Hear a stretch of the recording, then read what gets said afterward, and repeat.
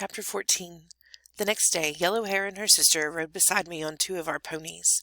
They used our saddles and rode like Neemapu, with their legs hanging down on each side of the horse. Their full skirts were hiked up over their knees and showed their high boots with many buttons. A cold wind blew down upon us. Dirty Face's hair whipped around her face, and she kept brushing it out of her eyes. At night, she moaned and cried out in her sleep. By day, she shrank back in fear each time a warrior passed near her. There was nothing for her to fear. We did not harm women.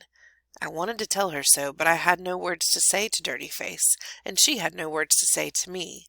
She did not understand my hand signs. A thought came into my head. I pulled a hat out of my pony's pack. It was a basket hat. Many of our women wore them. I put the hat on. Then I took it off and handed it to her, making signs. Dirty Face pulled the hat over her flying hair. She smiled a shy smile. She said no words, but for the rest of that day she looked less like a trapped deer. I felt good inside. When the shadows grew long, we stopped for the night. Before the ponies were tethered, my father chose two that had carried heavy loads that day.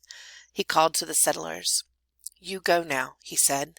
"Travel down the river. Go back to your homes." I gave them bundles of camas fruit cakes and dried fish to eat on the way. Yellowhair and Dirty Face climbed on the horses. Warriors swam the animals across the river. The white man crossed, riding behind Two Moons. The settlers started off along the river bank, the man walking beside the horses.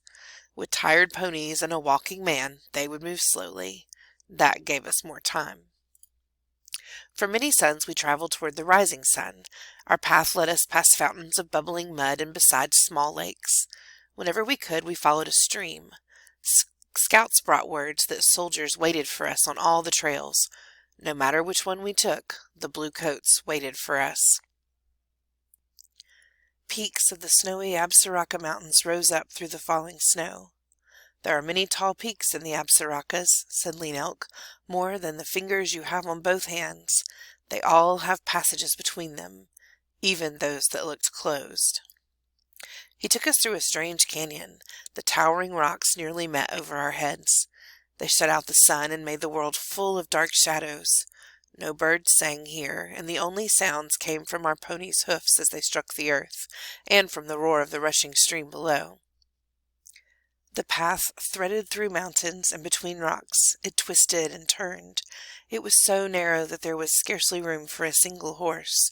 In places we could not pass until our scouts had chopped off pine boughs that hung across the path.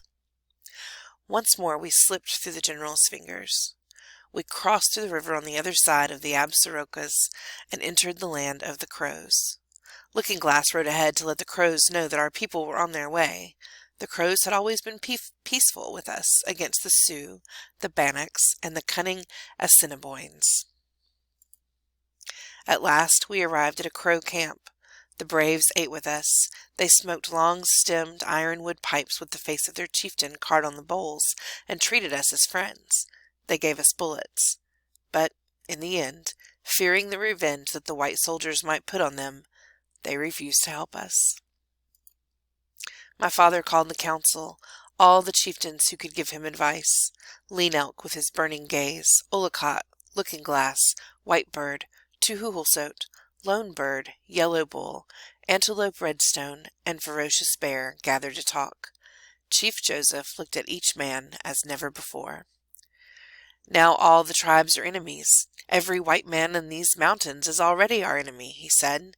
"We were warned on that night 13 snows ago when Preacher Chivington raided Black Kettle's village far south at Sand Creek.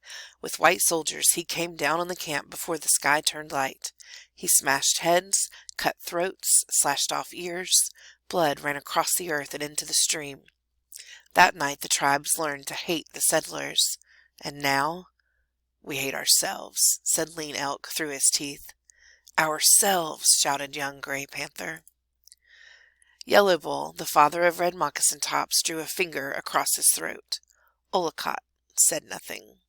My father went on. "The one-armed general is far behind us, but the Click-Clack has told soldiers at every fort to look for us. They come from all sides. We are in danger." Then Ferocious Bear struggled to his feet and stood silent. From the day we had left Wallowa and crossed the flooding Snake, from the battle of Whitebird Canyon, from those days to this moment, no one knew what he thought. But my father said to the old man in a gentle voice, "Speak." "Looking Glass has cost us much," said Ferocious Bear. Whitebird said, "Go north to the old lady's country. Go join Sitting Bull." But we heeded Looking Glass and came south. We've lost many warriors. We've lost many women, many children.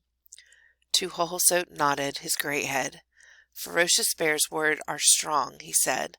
Looking Glass said the crows would fight beside us, but the crows will not help us. They are no longer our brothers. We must travel north to join Sitting Bull. Looking Glass was angry. His black eyes flashed like his glass when struck by the sun's rays. "So be it," he said. "So be it," said my father.